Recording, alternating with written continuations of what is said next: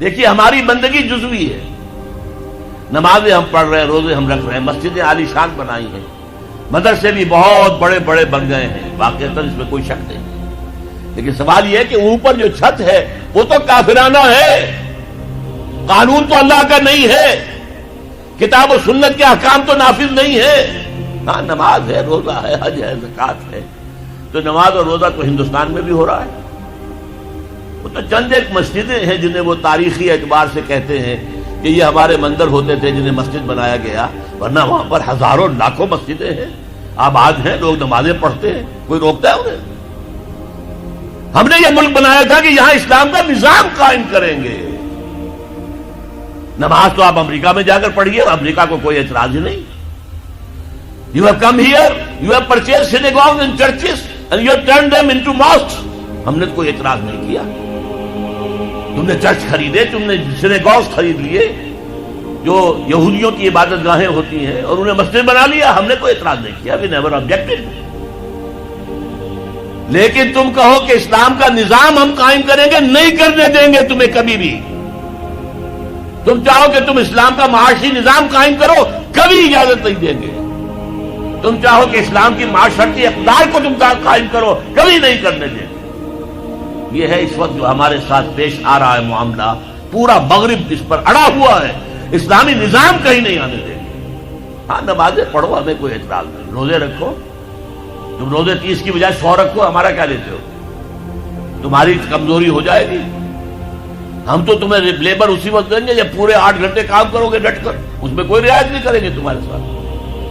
بہرحال سوال یہ ہے کہ میں کیا کروں، کوئی راستہ ہے؟ دیکھیے کنویں میں، اب آج کل تو وہ کنویں اس طرح کے ہیں نہیں، دیہات میں تو ہے، کنویں میں کتا گر گیا، بلی گر گئی، مردار ہے کنویں کے اندر، کنویں کا پانی حرام ہو گیا، نجس ہو گیا، لیکن آخر کو راستہ تو ہے نا بھائی، اتنا پہلے تو اس کتے کو یا اس بلی کی لاش کو نکال کے باہر پھینکو، اور پھر اتنے ڈول اور نکال کر باہر پھینک دو، پھر وہ پانی صاف ہے۔ اس کا کیا نام ہے؟ کفارہ۔ اسی طرح رمضان کا روزہ تھا، آپ سے صبر نہیں کیا گیا، اپنی بیوی سے ہم بستری کر بیٹھے، دوپہر کے وقت روزہ ٹوٹ گیا، اب کیا ہے؟ اس کی گناہ کی کوئی بدل بھی ہے؟ ہاں ہے، 60 روزے رکھو اب متواتر، پے بپے 60 روزے، تب کفارہ ہوگا اس گناہ کا، تم نے فرض روزہ توڑ دیا۔ ہاں اگر نفلی روزہ تھا تو توڑ دیا تو صرف اس کی قضا دینی ہوگی بس، فرض روزہ اسے توڑ دیا ہے تو اس کے لیے تو 2 مہینے کے 60 روزے پے بپے رکھنے پڑیں۔ تو اب ہم جو کفر کے تحت زندگی گزار رہے ہیں، اور اس اعتبار سے اللہ کی نگاہ میں ہم کافر ہیں، لیکن سوال یہ ہے کہ جائیں تو کہاں جائیں، کریں تو کیا کریں؟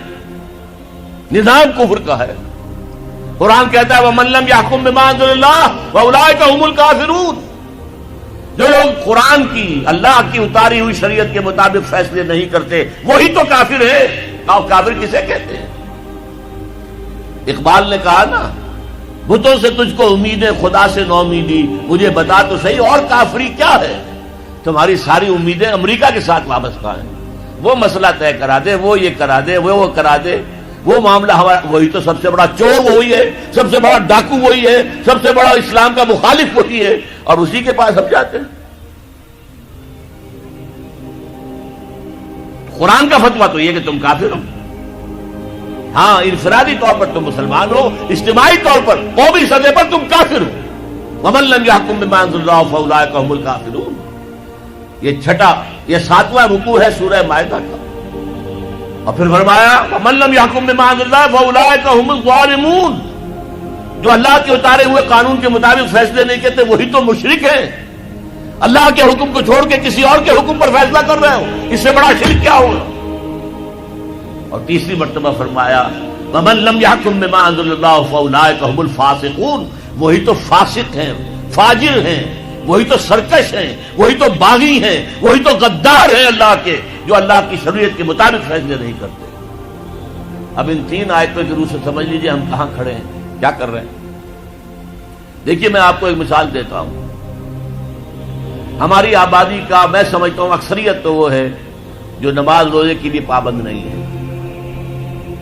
ان چیزوں کا چرچا شہروں میں زیادہ، دیہات میں بہت کم رہ گیا، بہت کم، بہت کم. اور ہماری 70% آبادی دیہات کے اندر. اچھا، جو نمازیں پڑھتے روزے رکھتے ہیں، خاص طور پر شہروں کے کاروباری لوگ، وہ بلیک مارکیٹنگ بھی کرتے ہیں، وہ حسابات بھی غلط دیتے ہیں، جھوٹ بولتے ہیں، جھوٹ یا حلف اٹھاتے ہیں کہ یہ حساب ہم حلفیہ میں کہہ رہا ہوں یہ حساب صحیح ہے، جبکہ حساب غلط ہے. سودی کاروبار کرتے ہیں، اپنے کاروبار کو بڑھانے کے لیے سود کا قرضہ لیا ہے، سودی قرضہ لیا بینک سے، اپنی بلڈنگ بنانے کے لیے بہت بڑی قرضہ لیا ہے بینک سے.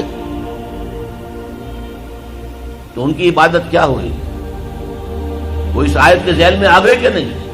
افتؤمنون ببعض الکتاب وتکفرون ببعض فما جزاء من يفعل ذلك منكم الا خزي في الحياة الدنيا ويوم القيامة يردون الى اشد العذاب وما الله بغافل عما تعملون.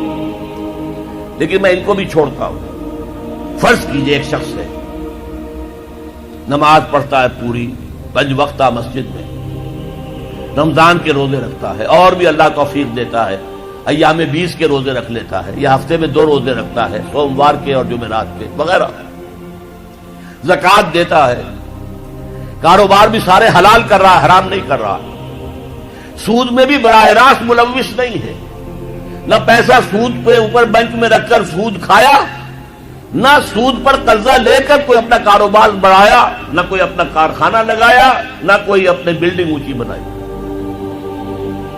پردہ بھی اس نے اپنے گھر میں بالکل شرعی نافذ کر دیا. وہ اس پورے اسلام پر کاربند ہے جس میں وہ کاربند ہو سکتا ہے اس وقت، لیکن وہ اس قوم کا فرد ہے جو قوم اللہ کے فتوے کے مطابق کافر قوم ہے، جو اللہ کے فتوے کے مطابق مشرک قوم ہے، جو اللہ کے فیصلے کے مطابق فاسق و فاجر قوم ہے. قوم کے فرق تو ہم اسی کے ہیں. چور کا ہاتھ تو نہیں کاٹا جا رہا، ڈاکوؤں کو وہ سزا تو نہیں جا رہی سورہ مائدہ میں جو آئی ہے، ان کے ہاتھ اور پاؤں مقابل سم سے کاٹ دیے جائیں، یا یہ کہ انہیں ملک سے باہر دفع کر دیا جائے، قتلوا تقتیلا، ان کے ٹکڑے کر دیے جائیں. ڈاکوؤں کو کوئی سزا ملتی ہے ایسے؟ اول تو پکڑنے کا کیا سوال، پکڑ گئے تو رشوتیں دے کر چھوٹ جائیں گے. یہاں تو عدل بھی جو ہے خریدا جا سکتا ہے بڑے آرام سے، اور نہیں تو 4-6 مہینے جیل میں رہ لیں گے. وہاں بھی ان کا بڑا راج ہوتا ہے. جو ڈاکو ہوں ان کی تو ہیبت ہوتی ہے، جیل کے صدر خود ان سے ڈرتے ہیں، ساری چیزیں حرام ان کے پاس وہاں بھی پہنچتی ہیں، جیل کے اندر نکل آئیں گے. اللہ اللہ خیر صلی اللہ. کہیں شرعی سزا دی گئی کسی ڈاکو کو؟ یہاں ابھی تو یہ بڑی بحثیں چل رہی ہیں. حدود قوانین جو بنائے گئے تھے وہ بڑی جلدی میں بنائے گئے تھے، کچھ خلا اس میں رہ گئے ہیں، لیکن اصل میں جو لوگ شور مچا رہے ہیں وہ ہیں جو کہتے ہیں کہ یہ اسلامی سزائیں وحشیانہ ہیں. بے نظیر بھٹو کا کہنا ہے یہ وحشیانہ سزائیں ہیں، اللہ کی دی ہوئی سزائیں وحشیانہ ہیں. معاذ اللہ ثم معاذ اللہ ثم معاذ اللہ کلمہ کفر ہے.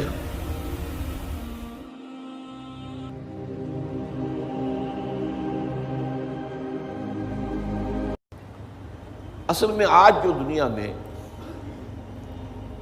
جو کریشن آف یونیورس کا تصور ہے جو تقریباً اب متفق علیہ ہے،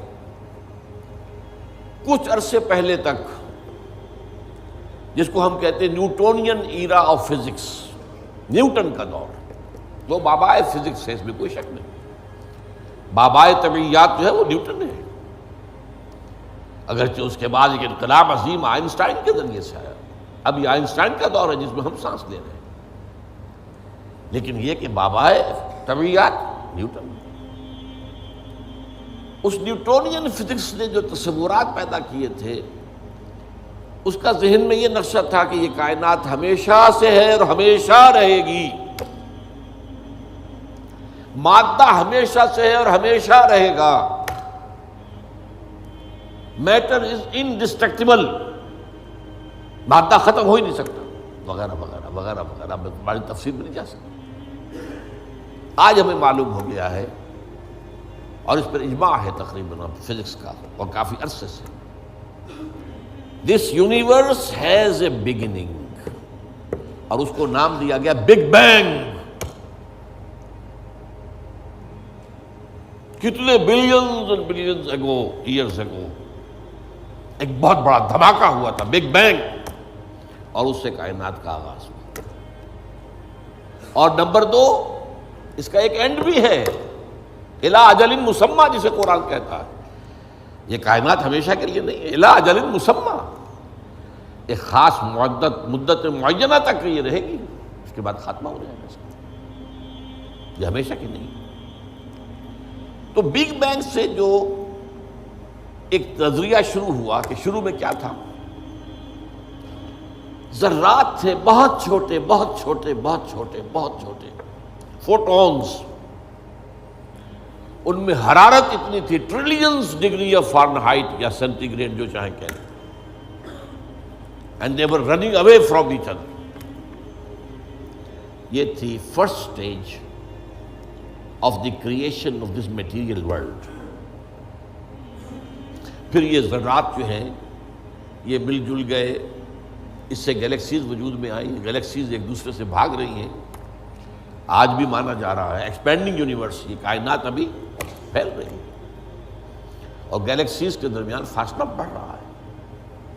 اور بڑی پیاری مثال دی جاتی ہے کہ اگر ایک غبارہ ہو، اس غبارے کے اوپر آپ نے کوئی ڈاٹ لگا دیے، اس غبارے کو جتنا پھیلائیں گے پھولائیں گے تو وہ ڈاٹس بھی ایک دوسرے سے بڑھتے چلے جائیں گے، فاصلہ ان کا بڑھتا جائے گا. پہلے غبارہ اتنا تھا، اب اتنا ہو گیا، تو وہ جو 2 ڈاٹس کے درمیان فاصلہ اتنا تھا وہ اتنا ہو گیا. تو theory of the expanding universe, Iqbal نے کہا ہے یہ کائنات ابھی ناتمام ہے، شاید کہ آ رہی ہے دمادم صدائے کن فیکون کن فیکون. ابھی تو جیسے کہ قرآن مجید میں آیا بھی ہے، ہم اپنے خلق میں ہم وسعت کر دیتے ہیں جو جتنا چاہتے ہیں. وَنَزِيدُ فِي الْخَلْقِ مَا نَشَاءُ. یہ تخلیق جو ہے بھی جاری ہے.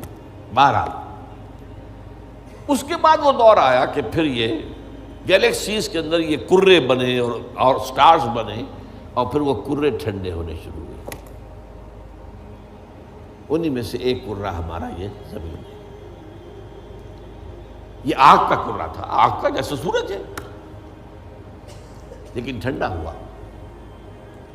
ٹھنڈے ہونے سے یہ سکڑا، تو اس پر اونچائیاں اور نیچائیاں پیدا ہوئی. اس میں سے جو بخارات نکلے انہوں نے جا کے ایٹماسفیئر کی شکل اختیار کی.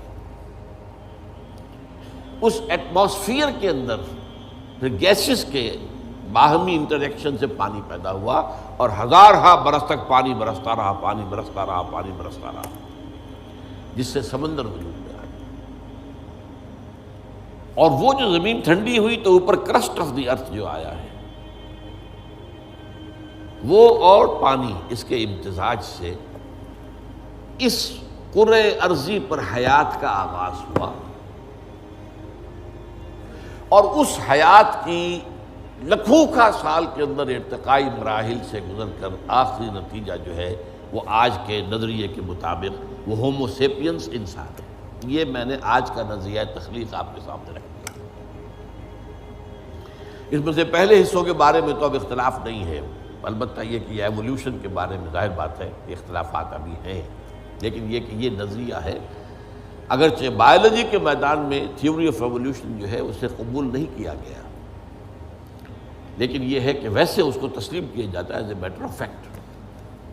انسان کی سوچ میں، سوشل سائنسز میں، ہر چیز کے اندر جو ہے وہ تھیوری آف ایولیوشن گھس چکی ہے. اب جو بات اس میں نہیں آئی ہے وہ بات میں آپ کو بتا رہا ہوں. This big bang was the beginning of the material universe. اس سے پہلا ایک دور ہے جسے سائنس نہ دیکھ سکتی ہے، نہ جان سکتی ہے، نہ اس تک اس کی پہنچ. اس سے پہلے بھی ایک حرف کن آیا تھا، جیسے ایک حرف کن سے بگ بینگ ہوا ہے. بگ بینگ کس چیز میں ہوا ہے وہ ابھی میں بتاتا ہوں. اللہ تعالیٰ کے پہلے اولین حرف کن سے ایک بہت لطیف نور پیدا ہوا. یہ لطیف نور کیوں کہہ رہا ہوں؟ اس میں حرارت نہیں تھی، حرکت بھی نہیں تھی. لطیف.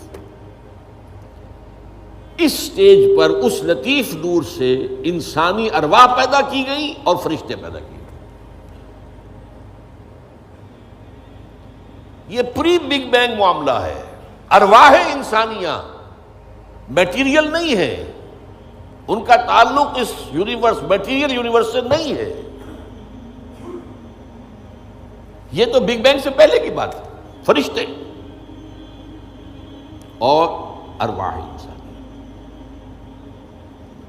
جسد نہیں تھا، صرف روحیں تھیں، لیکن ہر ایک کی روح تھی. آدم سے لے کر آخری انسان جو آئے گا دنیا میں قیامت سے تب پہلے تک، سب کی ارواح موجود تھی. اور ان سے عہد لیا تھا اللہ نے، الست بربکم قالوا بلا. اب جو آدمی اس بات کو نہیں مانتا وہ کیسے سمجھے گا کس سے عہد لیا تھا؟ جدید دور کے ایک مفسر نے لکھا اپنی تفسیر میں، یہ عہد انسان کی تخلیق سے قبل عالم غیب میں لیا گیا. میں نے ان سے عرض کیا کہ حضور یہ تو جملہ آپ کا محمل ہے، جو شے پیدا ہی نہیں ہوئی اس سے کیسے عہد لے لیا؟ عہد و معاہدہ تو ہوتا ہے جو موجود ہے، اور پھر اس میں بھی یہ الفاظ آتے ہیں، میں بقائمی ہوش و حواس یہ اقرار کر رہا ہوں، فل کانشسنس، سیلف کانشسنس کے ساتھ آدمی ایک عہد کرتا ہے، ایک اقرار کرتا ہے، ایک معاہدہ کرتا ہے. تب میں نے جب ان سے عرض کیا تو انہوں نے مانا کہ ہاں تمہاری بات ٹھیک ہے. یہ عہد اجساد انسانیہ کی تخلیق سے قبل ارواح انسانی سے لیا گیا. یہ ایک سٹیج تھی جس میں ارواح پیدا کی. اس عالم ارواح میں جبکہ ابھی میٹیریل ورلڈ شروع نہیں ہوئی، ابھی وقت کا کوئی تصور نہیں ہے. یہی وجہ ہے کہ عالم ارواح میں جو کچھ ہوتا ہے اس میں وقت نہیں لگتا. کن فیکون، کن فیکون. عالم خلق میں آ کر وقت لگتا ہے. آسمان اور زمین 6 دنوں میں پیدا کیے ہیں، وہ دن ہمارے 24 گھنٹے والے دن تو نہیں ہے. انسان کے ایک نطفے سے لے کر ایک بچے کے مکمل ہونے تک 9 مہینے لگتے ہیں، ٹائم لگتا ہے. عالم ارواح میں ملائکہ کے لیے کیا خیال ہے آپ کا؟ جبرائیل کو عرش معلیٰ سے یہاں آنے میں کوئی وقت لگتا ہے؟ ٹائم ایلیمنٹ ہے ہی نہیں. ابھی یہ اس دور کی پیداوار ہے جبکہ ابھی ٹائم پیدا ہوا ہی نہیں. Time and space, time and space جو ہے یہ کانسیپٹ ہے بگ بینگ کے بعد کا. حرکت بھی ہے تو اسی کے اعتبار سے جو وقت کا تصور پیدا ہوگا، یہ پاسنگ ٹائم. لہذا یہ ارواح انسانیہ پیدا کی گئی جبکہ ابھی میٹیریل یونیورس کی ابتدا نہیں ہوئی تھی، اور ان کو ایک کولڈ سٹوریج میں رکھ دیا گیا.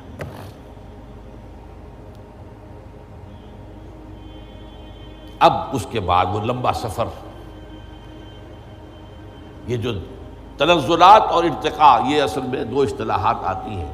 ہمارے پرانے فلسفیوں نے بھی تو آخر کوشش کی تھی نا. سائنس تو ابھی نہیں تھی، سائنس کا تو ابھی تک جو ہے معلومات کا دائرہ بہت ہی محدود تھا. لیکن یہ ہے کہ تنزلات 6، تنزلات 5، الاحد سے الواحد وغیرہ، یہ ذہنی خیالات تھے. یا عقل اول سے فلک اول اور عقل ثانی پیدا ہوئی، اور عقل ثانی سے فلک دوم اور عقل ثالث پیدا ہوئی. تو 9 افلاک اور عقول 10 یہ ہمارے پرانے فلسفی جو ہے متکلمین، ان کے ہاں آپ کو الفاظ مل جائیں گے جن کی نہ کوئی سند قرآن میں ہے، نہ حدیث میں ہے، کوئی سوال ہی نہیں، نہ سائنس اس کی کوئی تائید کرتی. جو بات میں عرض کر رہا ہوں اب اس کے اعتبار سے آپ کو سائنس کے درمیان اور اس پورے تصور کے درمیان معلوم ہوگا کہ ہم آہنگی ہے، مکمل ہم آہنگی. جبکہ ابھی صرف نور، اور نور بھی اس میں نہ حرارت نہ حرکت. ارواح انسانیہ کا اور ملائکہ. پھر وہ بگ بینگ، اور وہ جو عرصہ گزرا ہے جس میں کہ حرارت، شدید ترین حرارت، شدید ترین حرارت، اس دور میں جنات پیدا کیے گئے۔ اب قرآن مجید کہتا ہے وَلَقَدْ خَلَقْنَا الْإِنسَانَ مِنْ صَلْصَالٍ كَالْفَخَّارِ وَخَلَقْنَا الْجَانَّ مِنْ مَارِجٍ مِنْ نَارٍ، آگ کی لپٹ سے۔ اور ایک جگہ فرمایا ہم نے آدم سے بہت پہلے جنات کو پیدا کیا تھا، وَالْجَانَّ خَلَقْنَاهُ مِنْ قَبْلُ مِنْ نَارِ سَمُومٍ۔ سموم کہتے ہیں وہ جو ہوا بعد سموم جس میں جلتی ہوئی آگ ہوتی ہے، لو سخت صحرا کی لو، اس کا تصور کیجیے آپ، اس کی آگ سے، اس کی حرارت سے جنات پیدا کیے۔ یہ جنات جو ہے اس زمین کی پیداوار نہیں ہے، مٹی کی پیداوار نہیں ہے، یہ ایک لطیف تر شے ہے ہم سے۔ مٹی تو انرٹ ہو گئی، آ گئی، ہم مٹی سے بنے، چاہے وہ ایوولوشن کے لمبے پروسیس کے تھرو بنے ہیں یا یہ کہ ڈائریکٹ کریشن ہوئی ہے، لیکن ہے تو دونوں مٹی سے۔ قرآن بھی کہتا ہے مٹی سے، اور سائنس بھی کہتی ہے مٹی سے۔ ہم دی کلے کرسٹ آف دی ارتھ، اور قرآن بھی کہتا ہے وَجَعَلْنَا مِنَ الْمَاءِ كُلَّ شَيْءٍ حَيٍّ، ہر شے میں حیات جو ہے، اس حیات کا منبع اور سرچشمہ پانی ہے۔ مادہ تخلیق جو ہے حیوانات ارضی کا، جن میں انسان بھی شامل ہے، وہ تو ہے مٹی، لیکن منبع حیات پانی۔ وَجَعَلْنَا مِنَ الْمَاءِ كُلَّ شَيْءٍ حَيٍّ، اور یہی سائنس کہتی ہے کہ سمندر کے کنارے پر دلدلی جگہوں پر وہاں کیا ہوتا تھا کہ ابھی پانی پیچھے ہٹ گیا ہے، پھر پانی آ گیا ہے، پھر پھٹ گیا ہے، یہ تعامل چل رہا ہے، اور اس کے نتیجے میں وہاں جو کیمیکل کمپاؤنڈز تھے، اس کے بعد آرگینک کمپاؤنڈز بنے، اس کے بعد اسی کے اندر جو ہے جو حیات کا جرثومہ پیدا ہوا، ایک سیل ایمیبا، یہ ان کا کہنا ہے۔ میں اس وقت اس کی نہ تصدیق کر رہا ہوں نہ تردید کر رہا ہوں، جو بتا رہا ہوں آپ کو کہ دونوں کا ایک یہ جو ہے بات متفق علیہ ہے کہ مٹی سے اور پانی سے بنے، اس میں کوئی اختلاف نہیں۔ اب یہ سلسلہ جو چلا ہے، اب وہی کہانی جو ہے یہ دہرائی جا رہی ہے، وہی ایک سیل سے رحم مادر میں بچہ پروان چڑھ رہا ہے،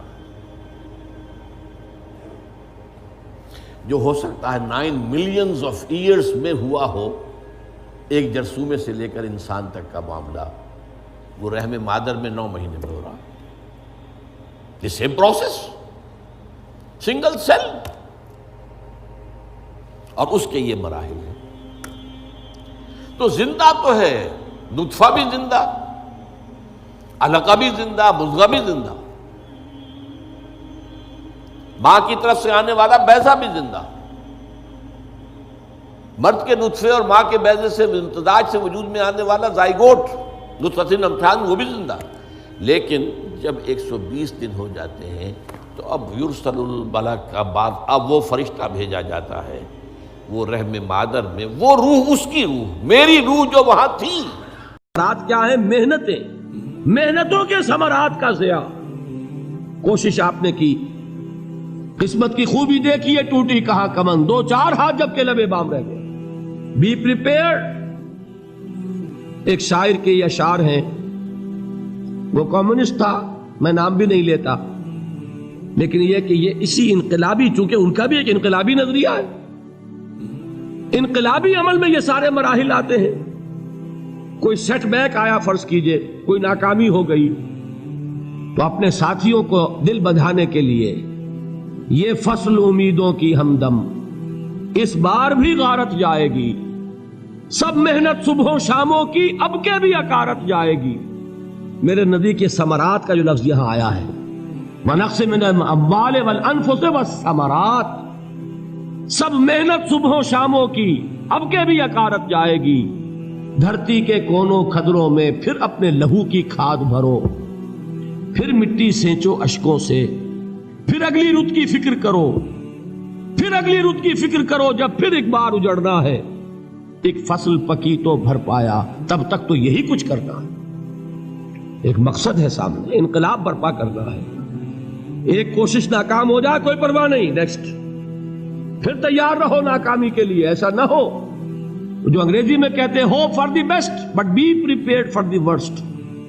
ایسا نہ ہو کہ دوسری مرتبہ ناکام ہو کے بددل ہو جاؤ, تمہاری ہمتیں جواب دے جائیں. نہیں, پہلے سے تیار رہو کہ دوسری مرتبہ بھی ناکامی آئے تو آئے, لیکن جب تک کہ کامیابی حاصل نہیں ہوتی ہمیں یہ کام کیے چلے جائیں.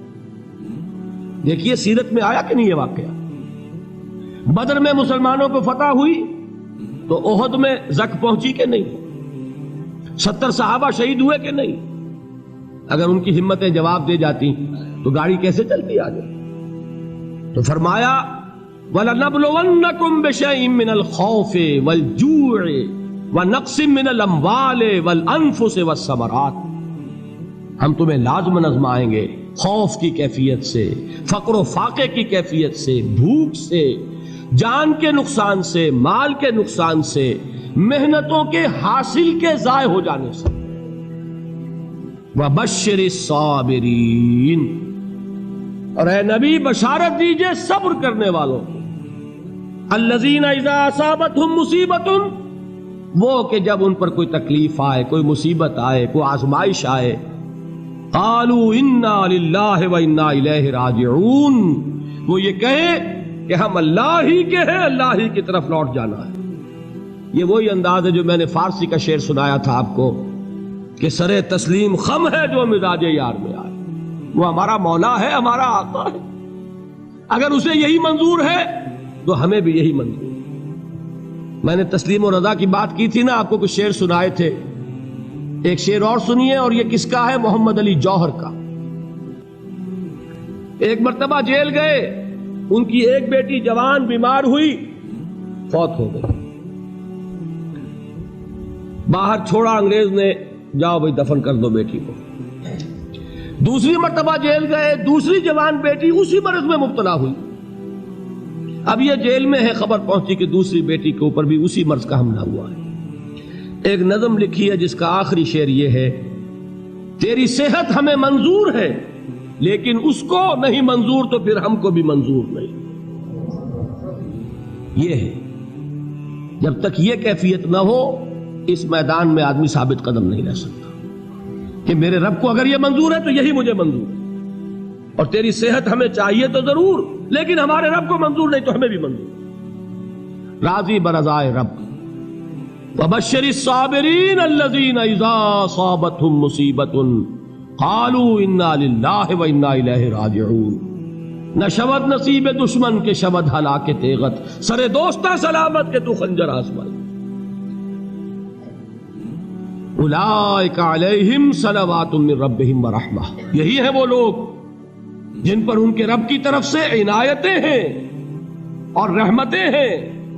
وَأُولَئِكَ هُمُ الْمُهْتَدُونَ, اور یہی ہے وہ لوگ جو کامیاب ہونے والے ہیں, ہدایت پانے والے, ہدایت یافتہ. اسی سورہ بقرہ میں ذرا آگے چل کر, یہ تو ہے 20واں رکوع, 19واں رکوع, 21ویں رکوع کی پہلی آیت ہے, لَيْسَ الْبِرَّ أَن تُوَلُّوا وُجُوهَكُمْ قِبَلَ الْمَشْرِقِ وَالْمَغْرِبِ وَلَكِنَّ الْبِرَّ مَنْ آمَنَ بِاللَّهِ وَالْيَوْمِ الْآخِرِ وَالْمَلَائِكَةِ وَالْكِتَابِ وَالنَّبِيِّينَ وآت المال على حبه ذوي القربى واليتامى والمساكين وابن السبيل والسائلين وفي الرقاب وأقام الصلاة وآتى الزكاة والموفون بعهدهم إذا عاهدوا والصابرين في البأساء والضراء وحين البأس. اب یہ آیت جو ہے سورۃ العصر میں جو مضامین آئے تھے سارے اس میں موجود ہیں. وہاں ایمان کا لفظ آیا, یہاں 5 ایمانیات کی تفصیل آ گئی, اعمال کی تفصیل آئی, اور آخری بات وہاں کیا ہے؟ وَتَوَاصَوْا بِالصَّبْرِ, اور یہاں کیا ہے؟